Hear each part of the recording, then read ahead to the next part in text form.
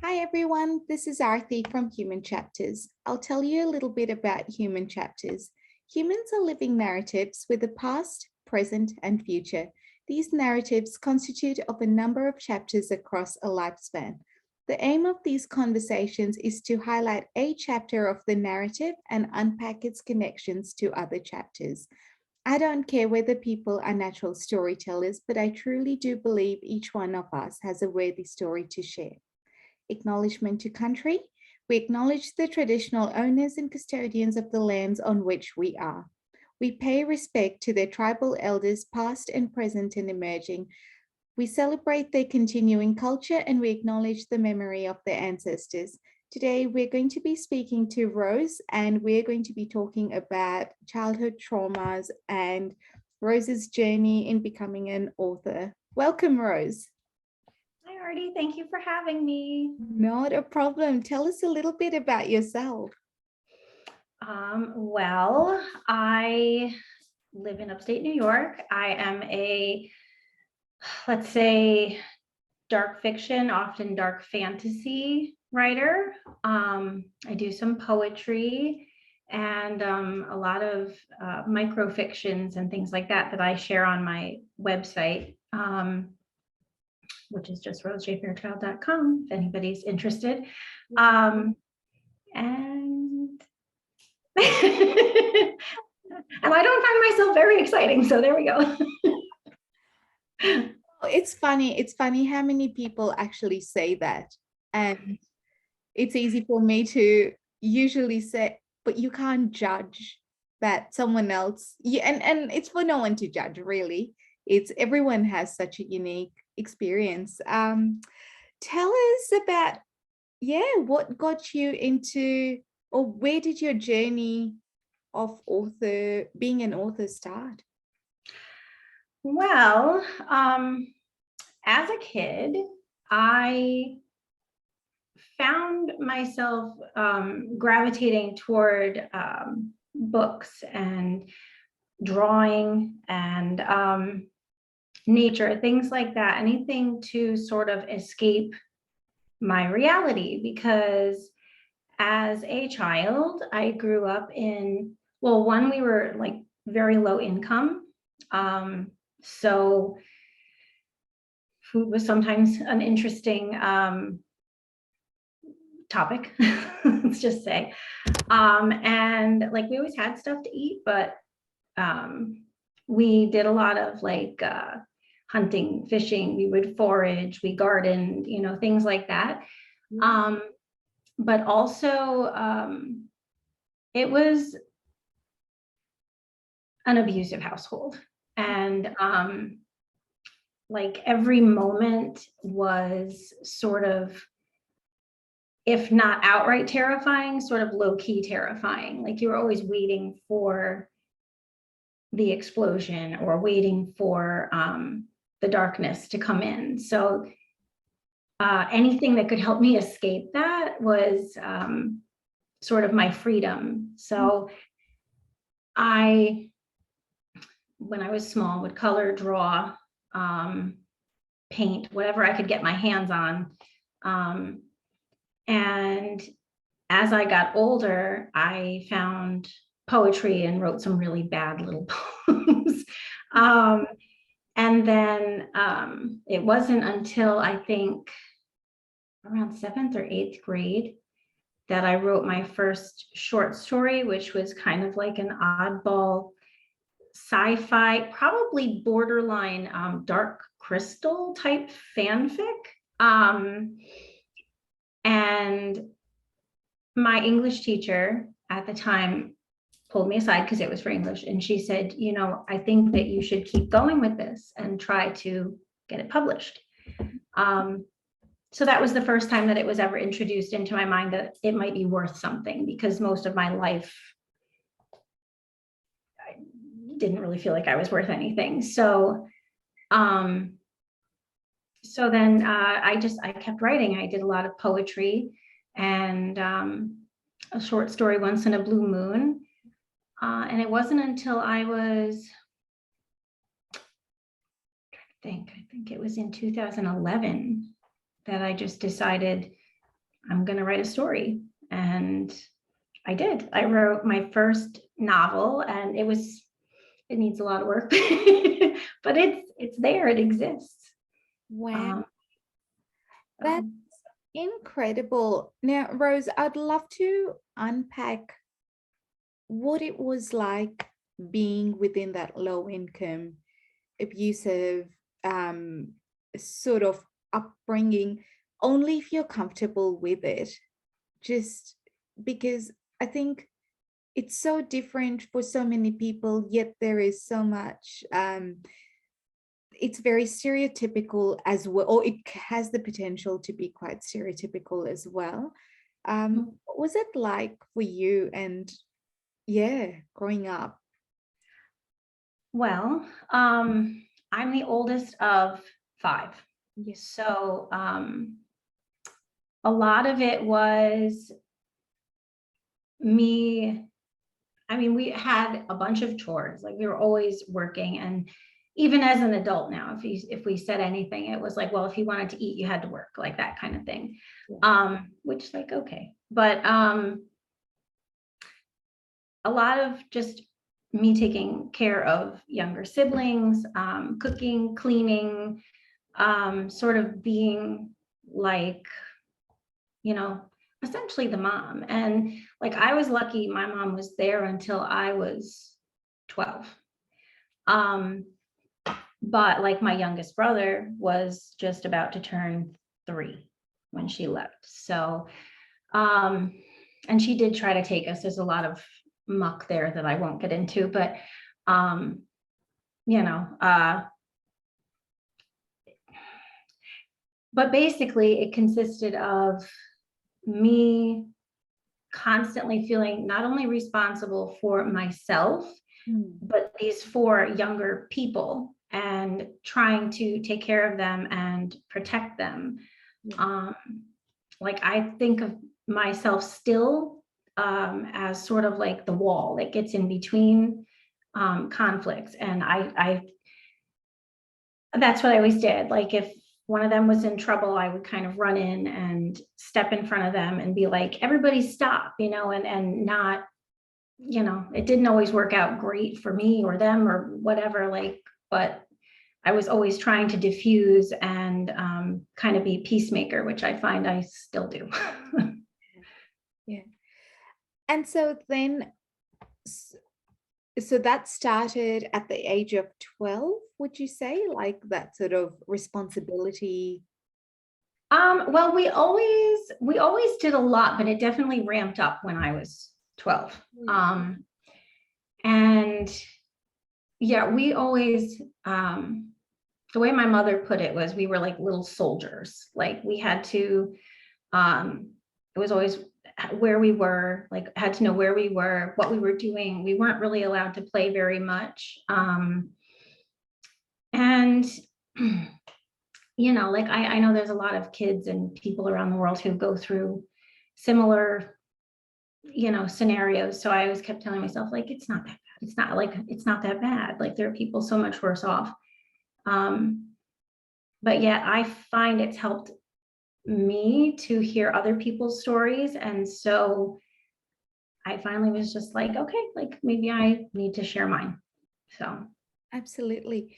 And so then, as you sort of grew older and identified this was happening, was there any key moment where, or key insight point where you're like, this is not okay?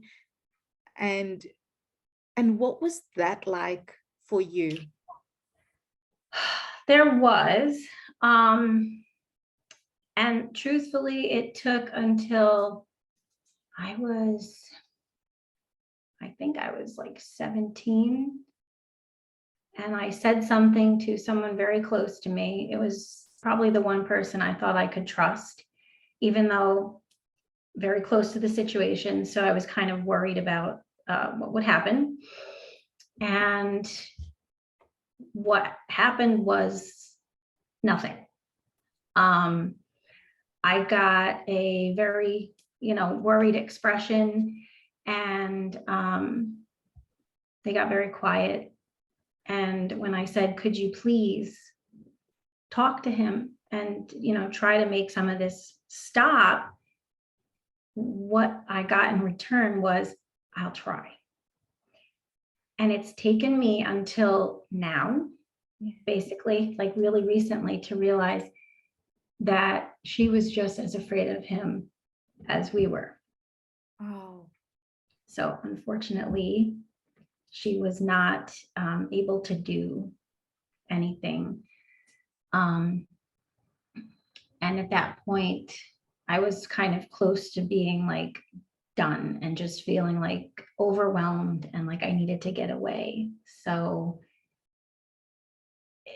over the next couple of years, I did start pulling away. Like I went to college and, I would check in with my siblings and I would sort of be like, I love you guys, I'm here for you. But like I ended up pulling myself away from it to a degree. yeah. And so, Rose, I'm thinking about your home life. So, with everything happening in your home life, what was school life like? School was a happy place for me. Yeah. School was like, I always knew there was food, and it was food that I had choices. Like I could, pick what lunch I wanted, or I could see friends, because where I lived in the middle of nowhere. We never had anyone over to my house. I think twice ever I had friends over to my house, and they were like, "You never invited us back again." I was like, "Nope, nope." um, but it wasn't them. Yeah. Uh, so school and like, just, I don't know, getting words of kindness and support from teachers and acknowledgement from teachers and even other students, just feeling seen and heard and knowing that I was relatively safe. It made it a wonderful place for me. I couldn't ever wait to go back. Yeah, absolutely.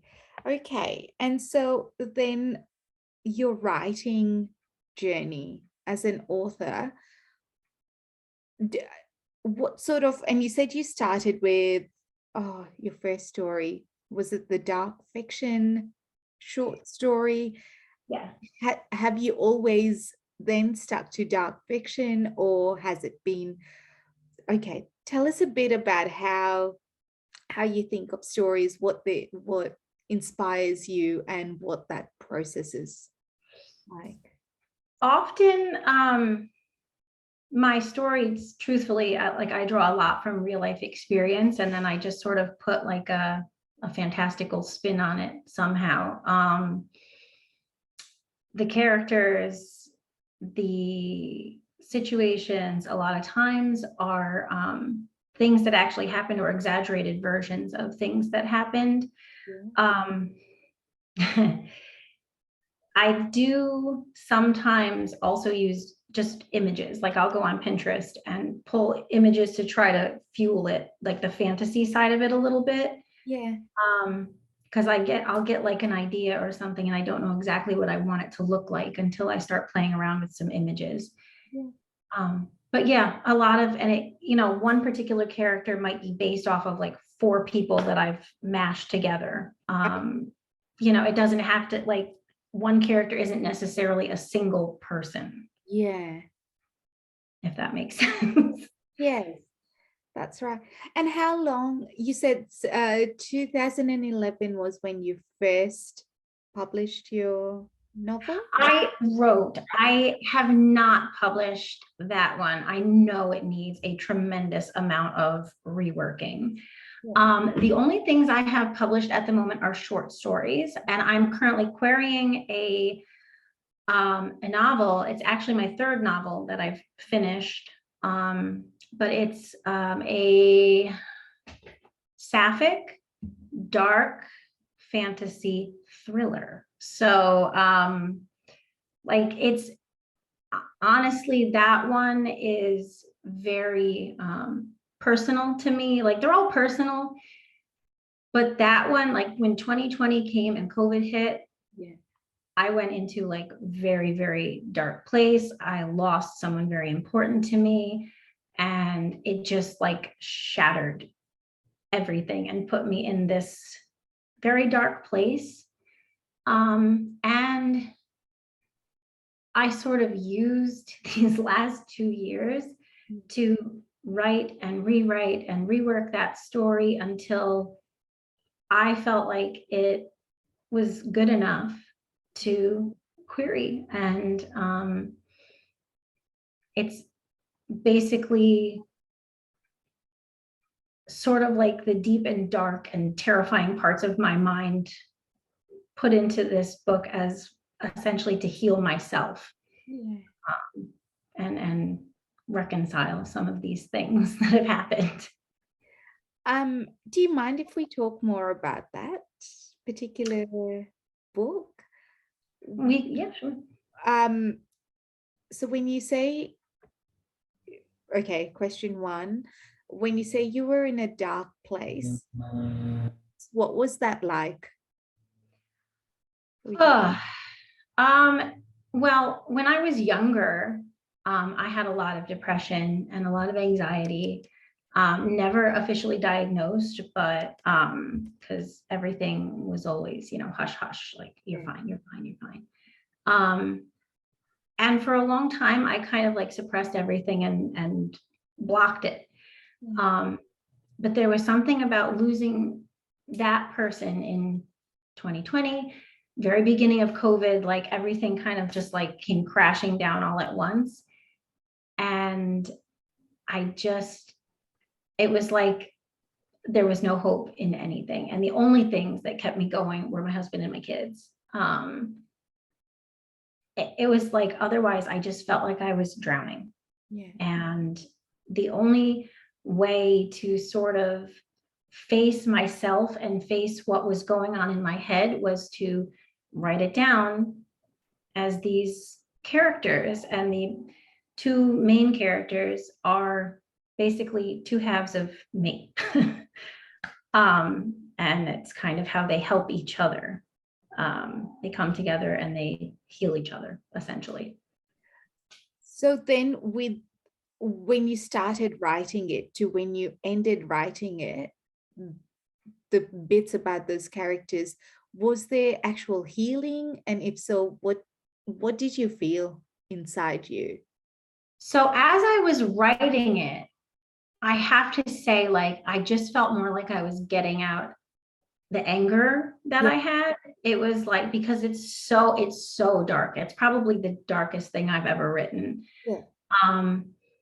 And I just sort of felt like I was getting all that anger and rage and hurt out on the page. Yeah. And it was in the editing and the reworking that I would read something and it would click in my head and I would go, oh, like, oh, that's me. And oh, look, they fixed it. I can do this, like I can get through this. And how did it feel? It sounds ridiculous, but it was like that little light bulb going off, like just that little flare of hope, like, oh, I can do this. I can make this. And it was almost like I was writing letters to myself to find later little clues. That's so interesting. And I find it very interesting because with my profession and with the work that I do, it is about communication and in the realms of language and literacy and being able to put thoughts down into words, and then not just words, but cohesive ideas, and that it has a flow, and how that can be it can be a point of reflection, it can be a point of learning, it can be a point of realization, like so many things intertwined within one paragraph or even a sentence. Absolutely. Yeah, wow. Okay, so that's a bit about your writing. The other question I would love to ask is, when you consume your own writing or others' writing, how is it like you're really engaged or immersed within the experience? So what is that consumption like for you? Um, Well, I will say, since I've been writing more and kind of learning to pick it apart more, I have a little bit harder time getting into stories. Yeah. My own, they're my characters and they're like pieces of me. So I feel like they almost just like grab my hands and go like, let's go. And I just am yanked into the story right along with them. And there's definitely some amazing authors who have this, I feel like certain ones, basically it's more like they just like grab my face and suck me right into the book, like, yes, you're coming, and I'm just going to drag you through these pages, and you're going to go through all the crazy stuff these characters go through, and I love it. And truthfully, still I'm sucked into like the darker stories more. Like it's just it just resonates with me. But yeah, when it clicks, I am 100% immersed in the experience, and I still like live for that connection, just to get lost in the story like that. Yes, absolutely. From any of the material you've written, massive standouts for you that you always see yourself going back to or thinking about, that it keeps circling? Okay. Well, I actually just recently did a poem that centers around my childhood trauma. And it's done as a video, and it ended up longer than I meant. So I kind of read it really quickly. But that one I think is going to be one that I listen to over and over again, just to like remind myself that I'm strong enough.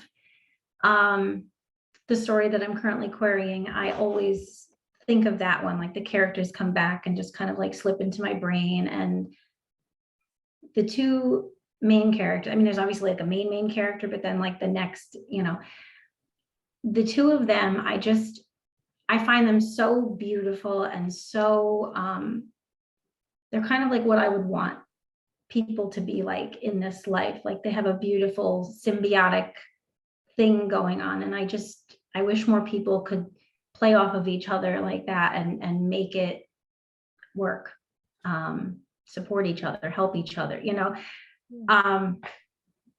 but and then the second story I wrote is special because which I'm reworking that one too right now. It's a Beauty and the Beast retelling. Okay.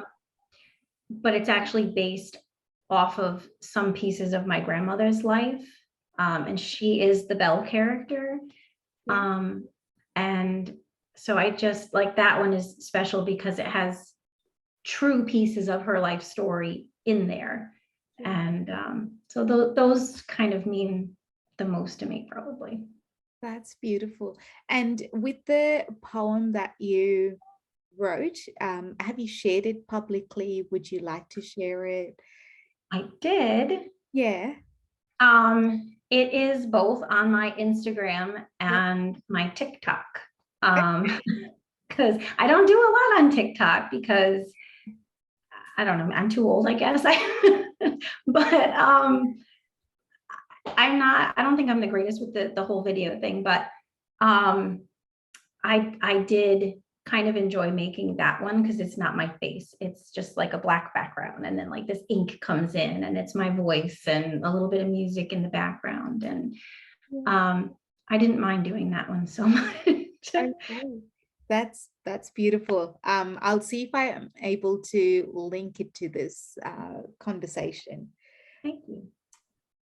Tell us more about, do you have any other pieces you're thinking about at the moment in terms of future writing pieces, or what's that?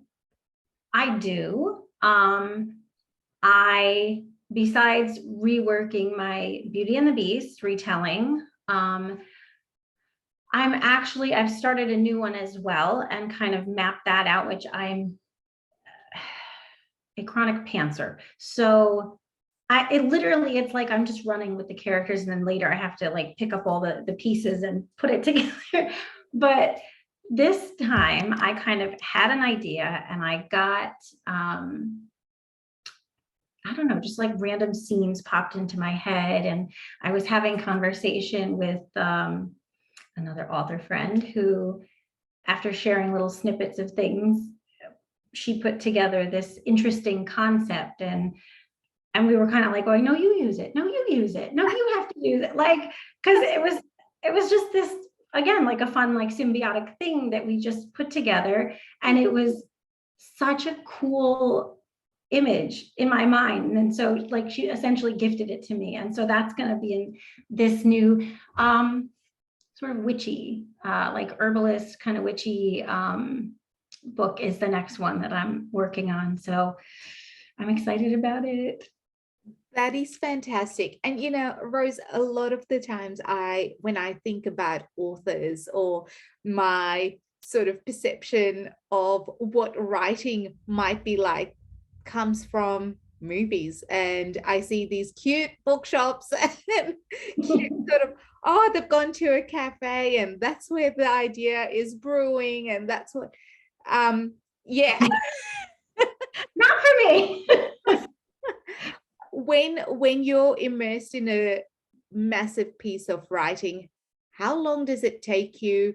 What, yeah, are you totally sort of consumed by in that phase of thinking about the characters, what they're going to do next? Often, yes. And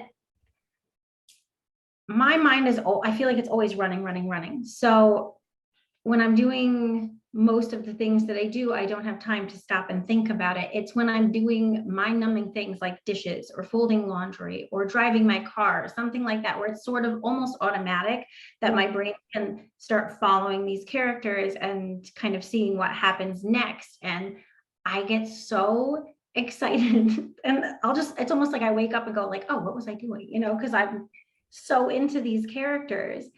And I have to sometimes, like, if I'm in my car, like I'll pull over and like make notes in my phone, or sometimes I carry like a little notebook, or doing dishes, I might have like a scrap of paper there and just jot things down that pop into my head, because otherwise I lose them often, unless it's like some like mind-blowing thing that I think I'm awesome for thinking. But like, it tends to be like quick, it's there and it's gone because they're off to the next thing. And I feel like I just sort of have to follow them, so if I don't write it down. There you go. Okay. So, and it's such a different process for so many, for people, but we're again given this idea of a single process. One size doesn't fit all. Yeah.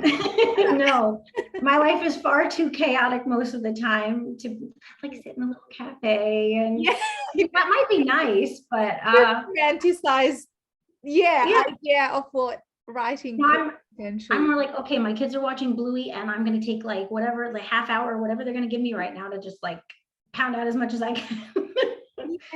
Yes. There you go. And then when these childhood traumas come up, right? So you've said that you're drawn to the darker fiction, and that's something you write about, something you read about. What sort of traumas? What am I trying to ask you? What sort of traumas have really been highlighted, and can you give us like a really specific example of what the trauma that was highlighted and what you did about it when you're writing? Ooh, that's a really good question. Well, truthfully, one of the biggest traumas for me isn't necessarily anything that I went through physically or mentally, or well, maybe mentally, but it wasn't directly to me. It was more of, I had to cope with the fact that, especially once I went to college and I kind of pulled away, like I feel like I just sort of left my younger siblings to the wolves. So that part, that you can't save everyone, you can't always help everyone, you can't do everything, and that it's not really my fault. Yes. Um, that piece is probably what hit me the most in writing this story that I'm currently querying. And you know, the character struggles with it as well, like just this wanting to save everyone and wanting to just make it all stop and not being able to. Yeah. Rose, I do have another question for you, but we may need to go to the second link. Okay. Okay. Okay, so Rose, with one of the with the current material you are querying, what is the process like for that, and are there any obstacles you've experienced? Okay. The process is, it's rather draining because one, you have to find agents who might possibly be interested in, you know, this thing that you've created. And, you know, a lot of them you have to tailor it, your letter and your synopsis, and it's everybody wants something different. So it can be a little draining that way, but obviously if you find somebody, it's completely worth it. And if you get feedback, it's worth it. Obstacles that I could run into or have run into, well, one, it's extremely dark. And I think especially since COVID, a lot of people want lighter stories, and they tend to not want anything that has anything to do with like sexual abuse or harm to a minor. And I have to say, unfortunately, that my book has, or fortunately, my book has pretty much just about any trigger you could think of. Yeah. And that was feedback that I got from my beta readers was, you know, that was really hard to read. Any you know, sexual assault is really difficult to read, and you might want to think about changing this, or and same thing with, you know, the harm to minors, that, you know, I should raise the age to 18 or more, which I understand and respect. But for me, I refuse to change that because it's something that actually happens. Yeah. And I think instead of pretending that it doesn't just to make a reader comfortable, I'd rather put something true in there. And it, again, it was part of my own healing. So to change it, I feel like is almost a lie, you know, for my own situation. So while I appreciated the feedback, and I use almost every bit of feedback I got, Yeah. I didn't change those things. So those could absolutely be some obstacles that I would hit. Absolutely. And, you know, Rose, while you're talking about that, I'm also thinking about the current situation. Now, I don't know what particular state in the US that quite a few books are actually being banned, even from like the children's books. And what is that about? And do you feel like with what the publishers are doing or their feedback to you, is that coincidental, or is it almost, I don't know.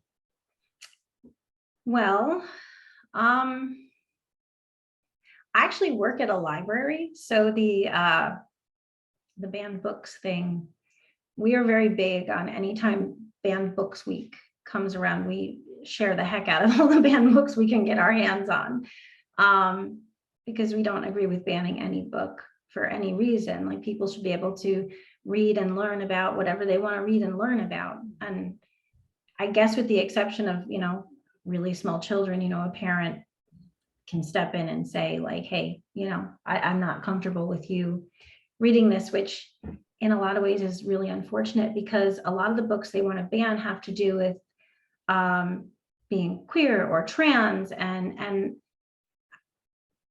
it kind of breaks my heart for those kids, like that they're not going to have anything, that they're trying to keep them from having anything to relate to make them feel seen and valid. And it's absolutely heartbreaking. And so, yeah, some of it could definitely come into play, I think, with mine for a host of reasons. Like as I mentioned, it is sapphic. Yeah. There's tremendous amounts of abuse throughout the story, and it's sort of, her survival story, essentially, of like how she navigated her way through this and the people she came into contact with and what happened to them. And so that there's a lot there that has the potential for being banned. Yes. Yeah. Okay. That, yeah, to me, that's just, it's very interesting. We want to provide a platform, even if it's in the book version, for people to have their voice. And with so many things happening, the the sort of gatekeeping is Yes. such an interesting concept, and why people do it, to how it's actually affecting, and what the implications are for Yep. other people. They don't think about the harm that it's causing to the people that they're trying to block from getting this, that need it. Yes. Um, Yeah. it, it just absolutely breaks my heart in so many ways, as a librarian, as a mother, as a human being. Like, I don't understand how you could be a human being and see another human being and go, okay, whatever you're thinking and feeling, it's wrong.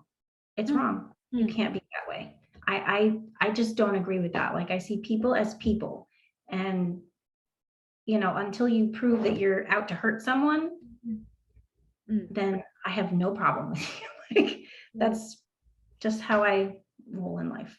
And that's the thing, isn't it? Like, if you tell someone you're not allowed to put this out, then reinforcing that pattern over and over again, just in different forms. Yes. And it goes along with the healing. Truthfully, it's all like breaking cycles. Yeah. And the same thing with the banning the books, and it's always the same types of books, and you get the same subject matters that these people who want to call everybody else like a delicate little flower who's too easily offended, they're the ones that are really getting so offended that Yeah. they feel they can't let people read a fiction book. It's it's mind-blowing to me that they feel so insecure that they Mm. can't let someone read a book. Yes. That's and today we talk about, or there is talk of, we need to be open, we need to have a dialogue, we need to be able to the concept of mirror, sliding doors, and window. Like, how are we going to get to know about people if these are the types of practices we're putting in place? You're not. You're just saying the same thing, the same stereotypical junk is the only thing that's okay. Yeah. um Before we do wrap up, Rose, I would love, if you're comfortable with it, again, please don't do it if you're not, but the poem that you wrote, if you'd like to share it with us. I will share it, and hopefully I won't fumble or get too emotional. But I might, so I apologize in advance if I do. Please don't apologize. It's called I Am the Sword. Once upon a time, there was a little girl who battled the monster ruling her world. Words were her sword, her body the shield, but no one else came. I'm already doing it because monsters aren't real, except that they are. They look like you and me. They hide behind closed doors, destroy hopes and dreams. Teeth flash in the dark, a hooked hand snakes out, violating innocence, their carnage abounds. Wounds to mind and body, damage to the soul. This vessel feels broken, but is deceptively whole. My body's not mine, I learned at a young age, but it wasn't till it spread that my hurt became rage. My siblings' bodies savaged, every moment edged in fear, tried to sacrifice myself to protect them through the years. For every time I shielded them, the monster returned until every false safety was shattered and burned. The only escape was the years that crawled by, drowning in sorrow, raging at the sky. And when I was free, I spread my wings and fled, leaving the younger ones drenched in pain and dread. By then the girl was tired. She wanted to be free of her own hypervigilance and his scrutiny. She forgot she was protector, that she was sword and shield for the siblings still facing the monster's battlefield. She'd return sometimes and find it still the same, then give them hugs for strength, but quickly run away. When she woke a few years later, she knew she let them down. Her freedom's cost was higher than any diamond crown. They've gracefully forgiven me, but can I do the same? I hide from the past and even change my name, but nothing takes away all we were forced to shoulder, and it doesn't get easier just because we're older. The poison still seeps, spreading into our world, driving walls between us, its filthy presence curls, lapping at our traumas, nipping old hurts, raising old ghosts with silence and hurtful words. But let's keep the secret, maintain our appearance, convinced this would protect us, but now I won't hear it. The only one our silence protects is the monster, and I refuse to do that shit any longer. I find it so incredible, I'm easily forgettable, so let my image fade, my memory decay, but hear my whetstones sing, my word sword sharpening, my blood drips on the page, drops of anxious rage, a terrifying step, painful stuttered breath, but I will never cease until I've finally slain this beast. And that's the end. Wow. That is beautifully written and yeah, with so much head. Thank you. Yeah. Wow. Thank you so much for You're welcome. sharing that. That's really special. And yeah, I'm honored that you are able to do it on this platform. Me too. Thank you so much. No, you're very welcome. And before we do wrap up, is there anything, so with human chapters, these conversations are usually listened to by anyone in the world. Is there any key takeaways you would like for people to? I would just like people to realize that we're all human, we're all people, we're all trying our best, and sometimes that best looks different. Sometimes that best is darkness, and sometimes that best is sadness. It doesn't make anyone a bad person. Just because you like, to dress a certain way, look a certain way, doesn't make you a bad person. Just want people to be kind to each other and try to help and not assume the worst first thing. That's really it. Just be kind and try to help people as much as you can, because you never know what someone's going through. Correct. No, thank you so much for taking the time and energy to have this really important conversation.